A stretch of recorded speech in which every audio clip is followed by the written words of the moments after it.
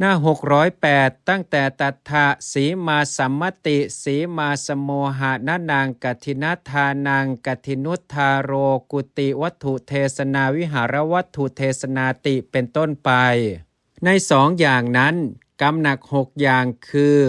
สมมุติสีมาถอนสีมาให้ผ้ากฐินหรือกฐินแสดงที่สร้างกุฏิ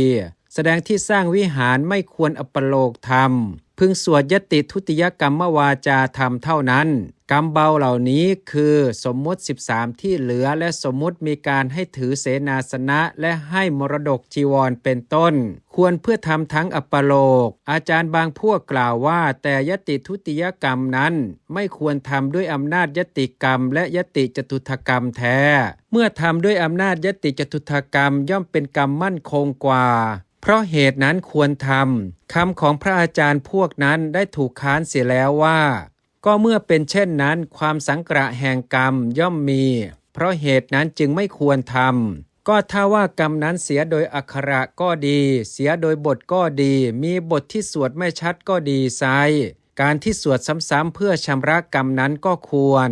การสวดซ้ำๆนี้เป็นทันทีกรรมของกรรมที่ไม่กำเริบคงคืนเป็นกรรมในกรรมที่กำเริบยติจตุถกรรมต้องทำทั้งสวดยติและกรรมวาจา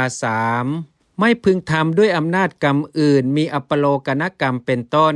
หลายบทว่าปัญจหาการเรหิวิปัชชันติมีความว่ากรรม4นี้ย่อมวิบัติโดยเหตุ5ประการในข้อว่ากรรมที่ควรทำพร้อมหน้าสงฆ์ทำไม่พร้อมหน้ากรรมไม่เป็นธรรมวิบัติโดยวัตถุนี้กรรมที่ควรทำพร้อมหน้าก็มีกรรมที่ควรทำไม่พร้อมหน้าก็มี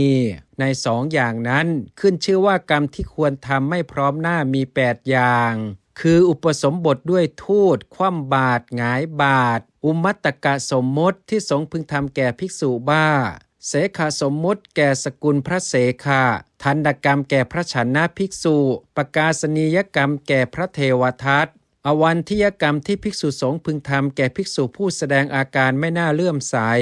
กรรมทั้งปวงนั้นพึงทราบตามในที่ข้าพเจ้ากล่าวแล้วในที่มานั้นแล